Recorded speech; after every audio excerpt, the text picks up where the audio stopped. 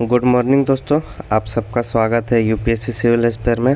तो दोस्तों आज हम लोग का करंट अफेयर्स का जो कि प्रीलिम्स का सेगमेंट है, ठीक है, प्रीलिम्स क्वेश्चन का। तो चलिए टाइम वेस्ट नहीं करते, सीधा देखते हैं कौन कौन सा क्वेश्चन बना, किस तरह का बने।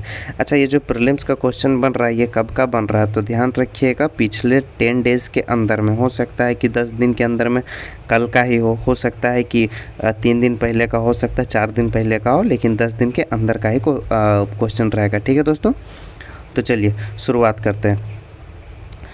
तो फर्स्ट क्वेश्चन दोस्तों, Kuttiadi coconut recently in news is related to which of the following, इनमें से कौन सा मतलब सही है। ठीक, तो यहाँ पे फर्स्ट ऑप्शन बोल रहा है दोस्तों, a newly developed hybrid crop variety in Tamil Nadu. दूसरा में बोल रहा है a high yielding coconut variety from Kerala proposed for GI tag. और तीसरा में बोल रहा है a centrally sponsored scheme for promoting coconut oil exports. और चौथा में बोल रहा है दोस्तों a pest resistance coconut developed by ICAR। तो इसमें कौन सा सही है, तो इसका जो राइट आंसर है दोस्तों सिर्फ बी सही है, बाकी बात सब गलत है। ठीक है दोस्तों, बाकी बात सब गलत है। देखिए आंसर सब सही है। ठीक है, अब आइए अब डिटेल करके थोड़ा सा देख लेते हैं। ठीक है, फर्स्ट ऑप्शन क्या बोल रहा था दोस्तों कि फर्स्ट ऑप्शन बता रहा था कि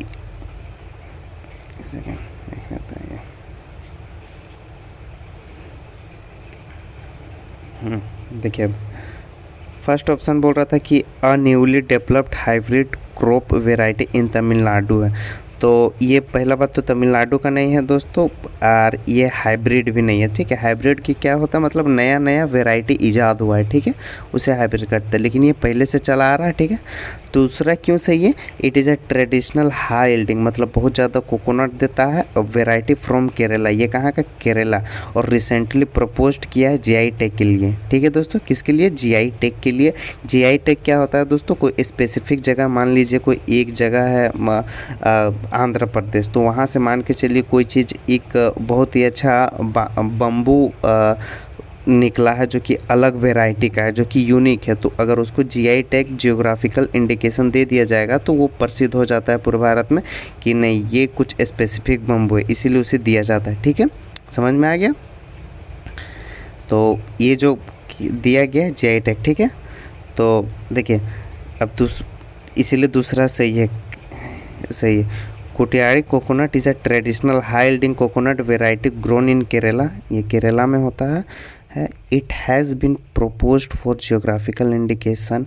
देखिए अभी तक मिल नहीं गया है, सिर्फ प्रपोज्ड किया गया है। ठीक है, और अगर बोला जाए कि देखिए जीआई टैग मीन्स स्पेसिफिक बता दिए, जैसे कि अब ये केरला को अगर मिल जाएगा तो ये केरला का जीआई टैग हो जाएगा। समझ में आ गया। और इसका जो तीसरा ऑप्शन था वो भी गलत था, वो क्या बोल रहा था, थर्ड ऑप्शन बोल रहा था अ centrally sponsored scheme for promoting coconut oil export. तो ये तो खैर यूं ही गलत हो जाएगा क्योंकि ये कोई प्रमोट करने के लिए नहीं है। ठीक है, और चौथा में है ये, देखिए दोस्तों ये ICAR द्वारा डेवलप नहीं किया गया। अब इसमें क्या डेवलप करेगा, ठीक है, क्योंकि ये तो अपने आप होगा, तो ये भी गलत हो गया। आइए नेक्स्ट टॉपिक से दूसरा क्वेश्चन देखते हैं। अब दोस्तों ये जीआई टैग से पूछा गया टॉपिक है। ठीक, ये पूछ रहा है कि with reference to the geographical indication in India consider the following statement. इस सब में से कौन कौन सा स्टेटमेंट सही है। देखिए पहला हम बोल रहा है कि a GI registration in India is valid for 20 years and can not be renewed further, 20 साल के लिए।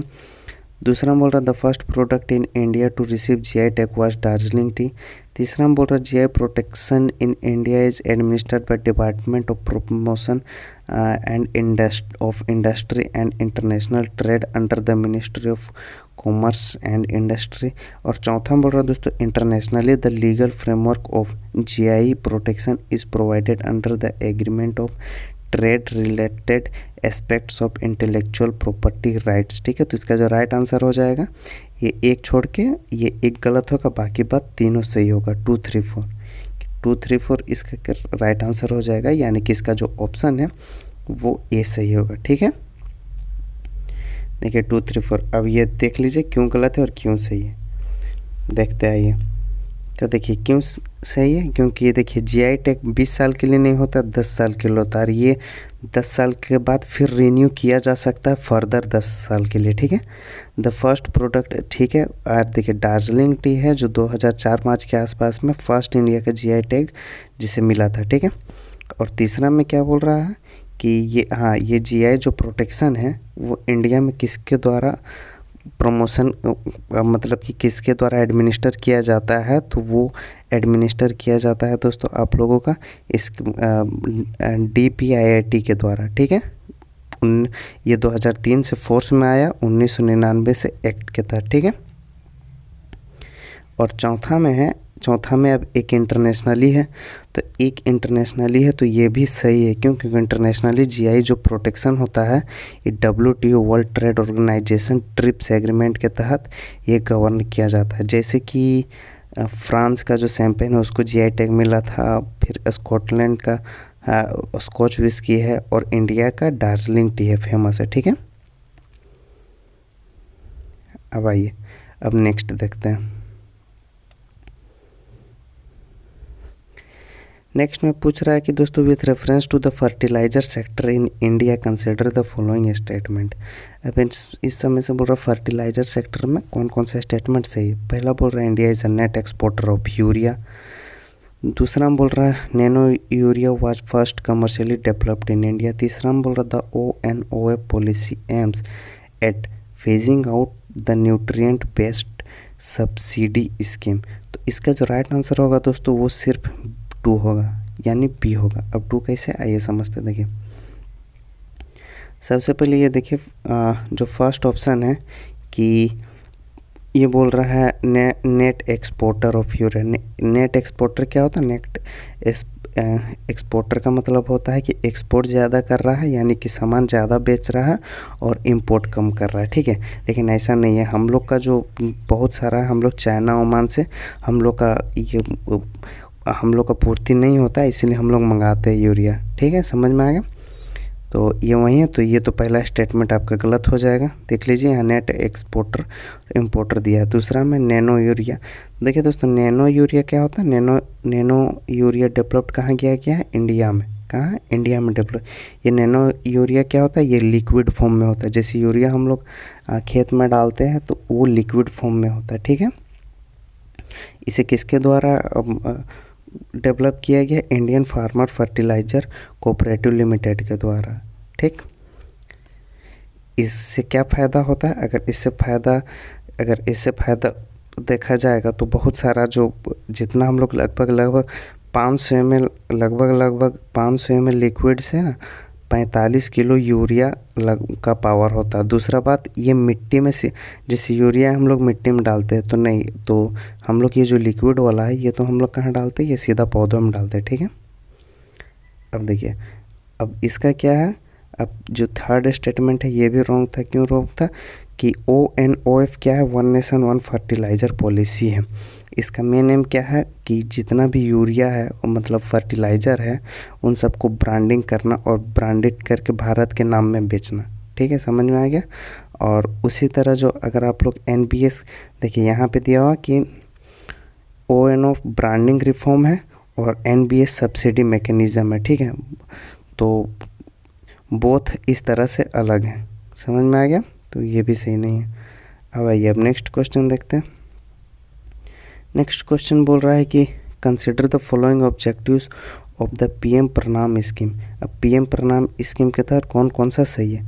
तो पहला बोल रहा है to promote judicious use of chemical fertiliser. दूसरा बोल रहा है to incentivise the use of alternate and organic fertiliser to provide. तीसरा बोल रहा है to provide direct cash subsidy to farmer for purchasing fertiliser.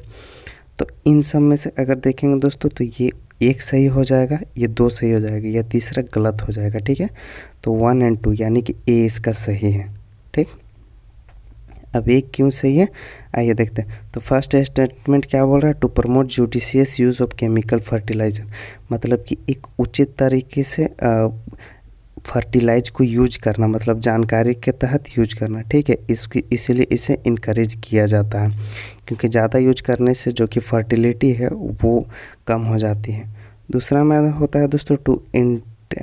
To incentivise the use of alternate and organic fertiliser. अगर fertiliser को use करेंगे कम use कर जो कम यूज करता है उससे क्या होता है अल्टरनेट उसका और उसके जगह क्या यूज कर सकते हैं, तो इससे इंसेंटिवाइज मिलता है। किसको मिलता है? स्टेट को मिलता है। ठीक है। और तीसरा में to provide direct cash subsidy to farmers for purchasing. नहीं, डायरेक्ट कैश सब्सिडी फार्मर्स को नहीं मिलता है। ठीक है, समझ में आ गया? अब यहाँ तक समझ में आ गया। अब ठीक है, आज यहीं के लिए, फिर कल मिलते हैं।